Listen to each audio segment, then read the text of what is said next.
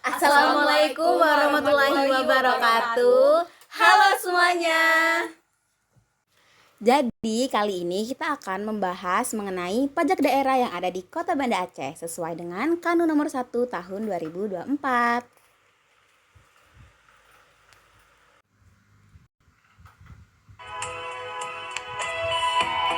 Pajak dan retribusi daerah menjadi pilar atau sumber utama PAD Kota Banda Aceh dalam mendukung otonomi daerah untuk pembangunan dan otonomi fiskal diatur oleh Undang-Undang Nomor 1 Tahun 2022 tentang hubungan keuangan antara pemerintah pusat dan pemerintah daerah serta Kanun Kota Banda Aceh Nomor 1 Tahun 2024 tentang pajak kota dan retribusi daerah. Nah, kanun ini merupakan peraturan khas daerah atau yang setara dengan Perda, mencerminkan otonomi khusus berdasarkan Undang-Undang Nomor 11 Tahun 2006 tentang pemerintahan Aceh.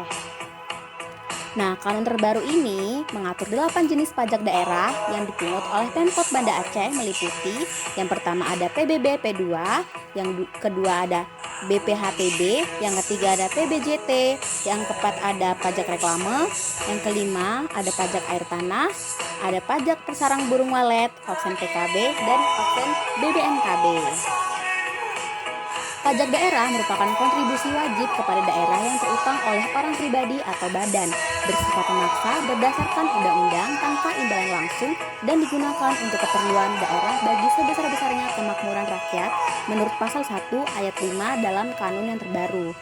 Nah, Kota Banda Aceh mengoptimalkan PAD yang menyumbang 39,5% dari total pendapatan atau sekitar 281 triliun pada 2023 melalui otonomi khusus tersebut.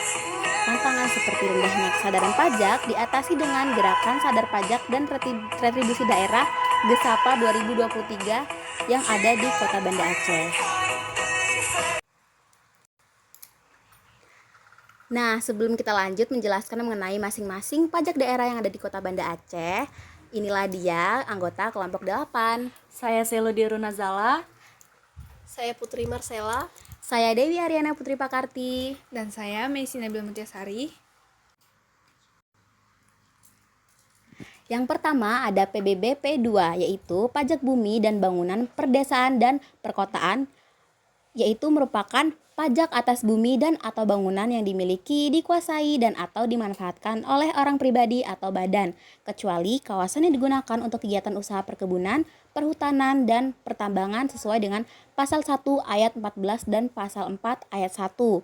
Nah, dengan dasar pengenaannya yaitu NJOP atau nilai jual objek pajak dengan NJOP TKP sebesar 135 juta sesuai dengan pasal 6 ayat 1 dan 3, dan NJOP ditetapkan oleh wali kota sebesar minimal sebesar 20% sampai maksimal 100% setelah dikurangi NJOP TKP. Lalu ada wajib pajak, subjek pajak, dan objek pajak PBB P2. Yang pertama, wajib pajak PBB P2 merupakan orang pribadi atau badan yang mempunyai hak, menguasai, atau memperoleh manfaat atas bumi dan atau bangunan sesuai dengan pasal 5 ayat 2. Yang selanjutnya, subjek pajak PBB P2 yang merupakan orang pribadi atau badan yang memiliki, menguasai, dan atau memanfaatkan bumi dan atau bangunan sesuai pasal 5 ayat 1. Sedangkan objek pajaknya merupakan bumi seperti tanah dan perairan pedalaman, dan bangunan seperti konstruksi teknik yang ditanam atau dilekatkan secara tetap di atas atau bawah permukaan bumi, kecuali perkebunan, perhutanan, pertambangan sesuai dengan pasal 1 ayat 15 dan 16. Selanjutnya, cara menghitung PBB P2. Nah, sebelum itu kita harus mengetahui tarifnya. Tarif PBB P2 ditetapkan sebesar 0,5% sesuai dengan pasal 8. Misalnya, ada sebuah rumah dengan luas tanah 200 meter persegi dan luas bangunan 150 meter persegi memiliki NJOP sebesar 1 juta rupiah per meter persegi. Berapakah PBB P2 yang harus dibayar? Nah, cara menjawabnya yang pertama kita harus menghitung NJOP tanahnya terlebih dahulu dengan mengalihkan 200 meter persegi dikali dengan 1 juta rupiah sebesar 200 juta rupiah. NJOP bangunannya 150 meter persegi dikali dengan 1 juta rupiah sebesar 150 juta rupiah. Jadi NJOP totalnya sebesar 350 juta rupiah. Lalu untuk PBBP 2-nya yaitu mengalihkan tarif dikali dengan NJOP sebesar 0,5% dikali 350 juta didapatkan sebesar 1.750.000 rupiah. Jenis pajak yang kedua ada Bea Perolehan Hak Atas Tanah dan Bangunan atau BPHTB. BPHTB adalah pajak atas perolehan hak dan atas bangunan dan atau bangunan dengan cara yang telah disepakati menurut pasal 1 ayat 17. NPOP sebagai dasar pengenaan dengan NPOP TKP karena hibah, wasiat atau waris sebesar 300 juta rupiah menurut pasal 15 ayat 5 dan 60 juta rupiah dari perolehan biasa. Lalu ada wajib pajak, subjek pajak, dan objek pajak BPHTB. Wajib pajak BPHTB adalah orang pribadi atau badan yang memperoleh hak atas tanah dan atau bangunan menurut pasal 14 ayat 2. Sedangkan subjeknya merupakan orang pribadi atau badan yang menerima manfaat dari perolehan hak tersebut sesuai dengan pasal 14 ayat 1.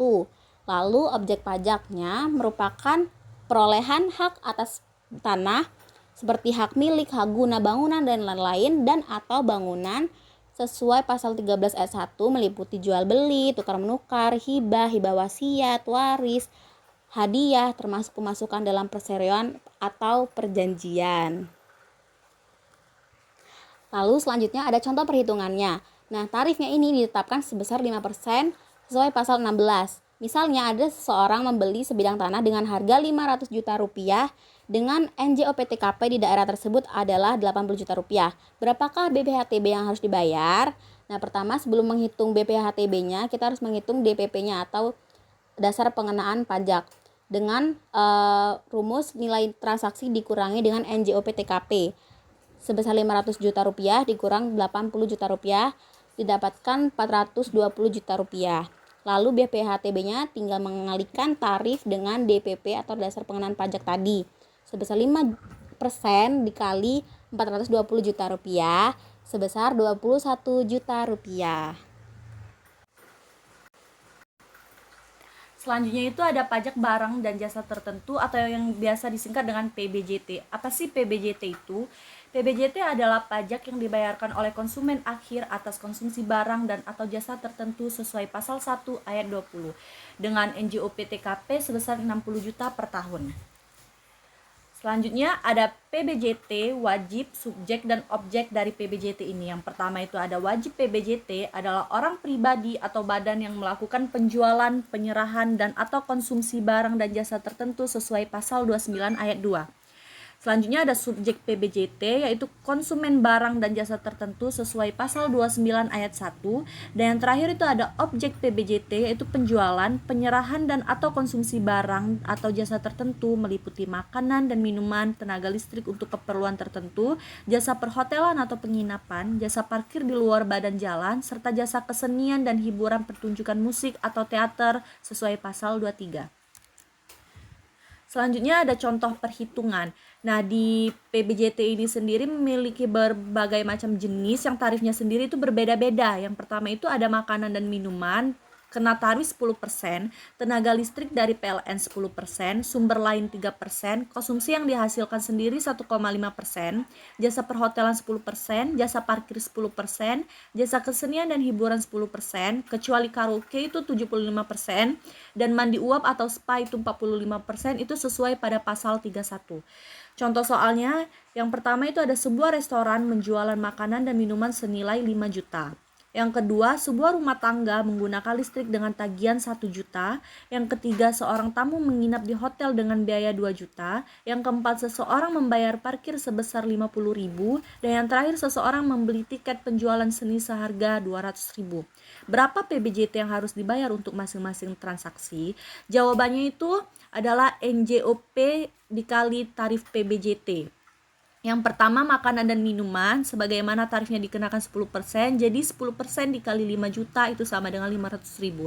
Tenaga listrik itu 10% dikali 1 juta jadi 100.000. Jasa perhotelan 10% dikali 2 juta jadi 200.000. Jasa parkir 10% dikali 50.000 jadi 5.000. Dan yang terakhir jasa kesenian dan hiburan 10% dikali 200.000 sama dengan 20.000. Selanjutnya itu ada pajak reklame. Pajak atas penyelenggaraan reklame yaitu benda, alat, perbuatan, atau media yang digunakan untuk menyampaikan informasi, memperkenalkan barang atau jasa, atau menarik perhatian umum sesuai pasal 1 ayat 27 dan 28. Selanjutnya itu ada pajak reklame mengenai wajib, subjek, dan objek. Wajib pajak reklame itu orang pribadi atau badan yang menyelenggarakan reklame sesuai pasal 36 ayat 2. Subjeknya itu adalah orang pribadi atau badan yang memasang, menggunakan, atau memesan reklame sesuai pasal 36 ayat 1. Dan objeknya adalah semua penyelenggaraan reklame sesuai pasal 35 ayat 1, yaitu semua bentuk reklame seperti papan, billboard, videotron atau megatron, spanduk, baliho, kain, stiker, suara, peragaan, atau reklame pada kendaraan, selebaran udara, apung, film atau slide permanen maupun sementara, kecuali seperti reklame negara atau organisasi tertentu sesuai pasal 35 ayat 2. Selanjutnya itu ada contoh perhitungan dari reklame ini. Reklame ini ditetapkan sebesar 25% itu sesuai pada pasal 38. Contoh soalnya, sebuah perusahaan memasang reklame dengan nilai sewa 20 juta per tahun. Berapakah pajak reklame yang harus dibayar? Jawabannya itu adalah pajak reklame sama dengan tarif dikali nilai sewa. Jadi pajak reklamenya itu tarifnya adalah 25% dikali nilai sewanya 20 juta, hasilnya adalah 5 juta.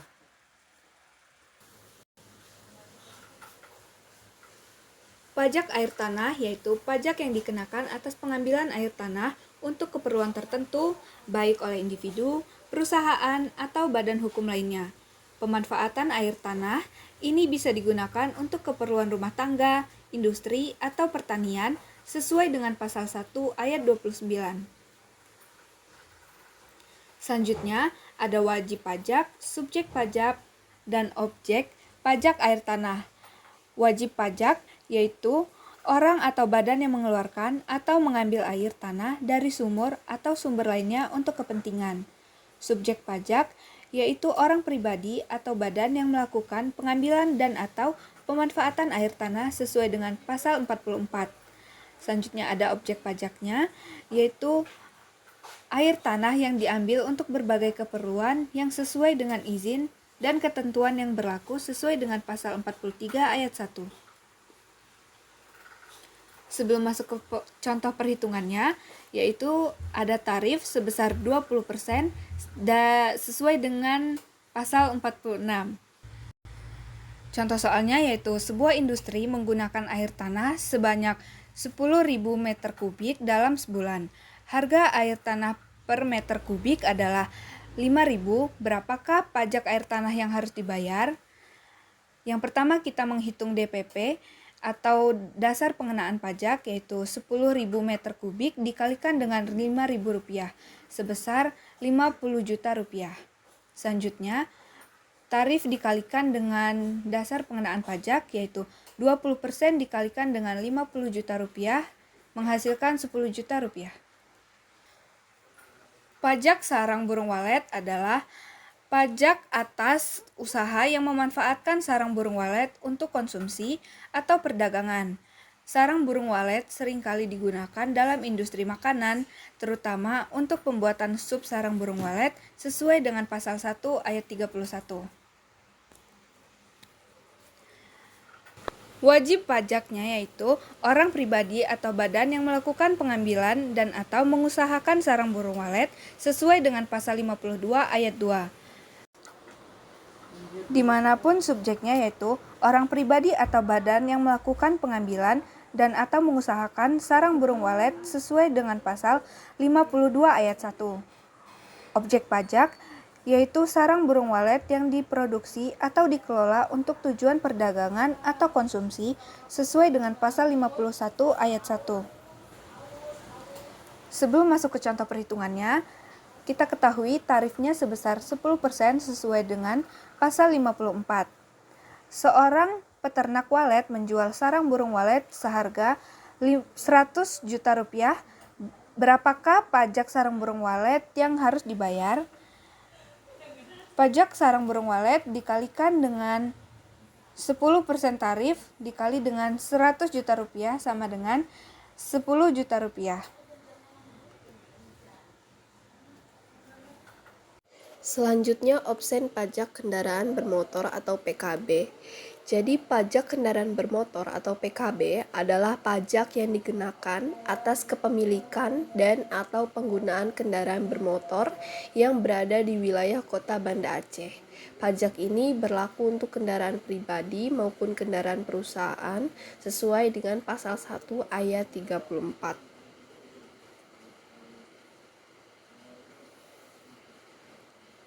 Berikutnya, wajib, subjek, dan objek PKB. Yang pertama, wajib pajak untuk obsen PKB sebagaimana dimaksud pasal 58 huruf A adalah orang pribadi atau badan yang memiliki kendaraan bermotor sesuai dengan pasal 59 ayat 2. Yang kedua yaitu subjek pajak untuk obsen PKB sebagaimana dimaksud dalam pasal 58 huruf A adalah orang pribadi atau badan yang memiliki dan atau menguasai kendaraan bermotor sesuai dengan pasal 59 ayat 1. Dan objek pajak untuk obsen PKB adalah kendaraan bermotor yang beralih nama atau kepemilikan. Berikutnya adalah contoh perhitungan untuk obsen PKB dengan tarif yang telah ditetapkan sebesar 66% sesuai dengan pasal 60. Jadi contoh soalnya itu, misalkan seorang warga Banda Aceh memiliki sepeda motor dengan nilai jual kendaraan bermotor atau NJKB sebesar 30 juta dan bobot kendaraan 1,00, maka hitunglah total PKB dan obsen PKB yang harus dibayarkan. Sebelumnya diketahui bahwa nilai NJKB adalah sebesar 30 juta, bobot kendaraan 1,00, tarif PKB Kota Banda Aceh yaitu sebesar 1%, dan tarif obsen PKB itu sebesar 60% dari PKB. Maka perhitungannya yang pertama yaitu menghitung PKB dengan rumus NJKP dikali tarif PKB. Yaitu sebesar 30 juta dikali 1% sama dengan 300.000. Yang kedua menghitung obsen PKB yaitu PKB dikali dengan 66% sama dengan 300.000 dikali 66% sama dengan 198.000. Sehingga total yang harus dibayarkan yaitu total dari penjumlahan PKB dengan obsen PKB yang telah dihitung sebelumnya yaitu sebesar 300.000 ditambah 198.000, maka dihasilkan total yang harus dibayarkan yaitu sebesar 498.000 rupiah. Selanjutnya obsen BBNKB atau bea balik nama kendaraan bermotor. Jadi bea balik nama kendaraan bermotor atau BBNKB adalah pajak yang dikenakan atas transaksi pengalihan kepemilikan kendaraan bermotor baik melalui jual beli, hibah, warisan atau alasan lainnya sesuai dengan pasal 1 ayat 35.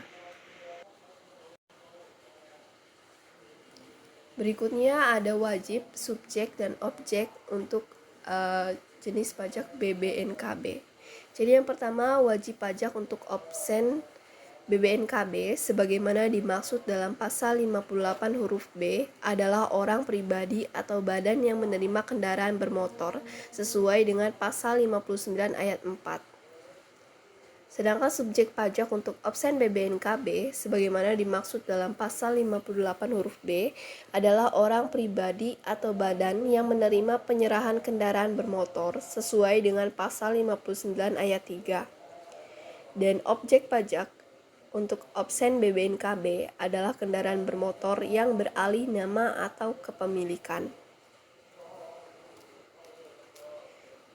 Berikutnya adalah contoh perhitungan untuk menghitung opsen BBNKB dengan tarif yang telah ditetapkan sebesar 66% sesuai dengan pasal 60. Jadi contoh soalnya yaitu apabila seorang warga Banda Aceh memiliki mobil baru dengan NJKB sebesar 200 juta rupiah dan bobot kendaraan 1,10, hitunglah total BBNKB dan opsen BBNKB yang harus dibayarkan. Maka dilihat dari soal yang diketahui yaitu NJKB sebesar 200 juta, bobot kendaraan sebesar 1,10, tarif BBNKB Kota Banda Aceh sebesar 12%, dan tarif opsen BBNKB sebesar 60% dari BBNKB. Maka perhitungannya itu yang pertama menghitung BBNKB. BBNKB dihitung menggunakan rumus tarif dikali NJKP, yaitu 12% dikali 200 juta rupiah sama dengan 24 juta.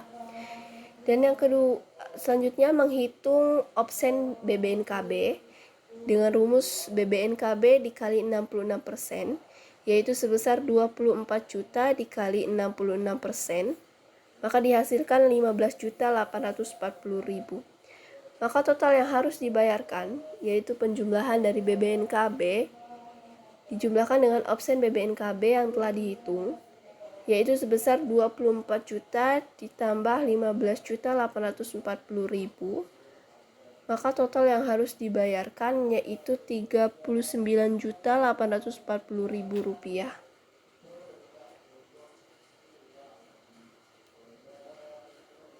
Baik, selanjutnya saya akan menjelaskan mengenai dasar hukum pajak dan retribusi daerah Kota Banda Aceh. Jadi dasar hukum pajak dan retribusi daerah di Kota Banda Aceh merupakan hierarki regulasi yang saling melengkapi, dimulai dari Undang-Undang Nomor 28 Tahun 2009 dan Undang-Undang Nomor 1 Tahun 2022 di tingkat nasional yang mengatur jenis, prinsip, dan harmonisasi pemungutan pajak dan retribusi.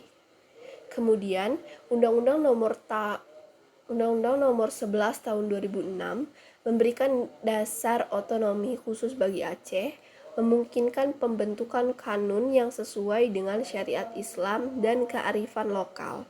Di tingkat lokal, Kanun Kota Banda Aceh Nomor 1 Tahun 2024 menjadi regulasi terbaru yang secara spesifik mengatur jenis pajak dan retribusi, tarif, mekanisme pemungutan, dan sanksi administratif, menggantikan regulasi sebelumnya seperti Kanun Nomor 3 Tahun 2021 dan Kanun Nomor 1 Tahun 2020. Kerangka hukum ini memastikan pemungutan pajak dan retribusi di Kota Banda Aceh memiliki legitimasi, mendukung pembangunan daerah, dan sesuai dengan kebutuhan masyarakat setempat.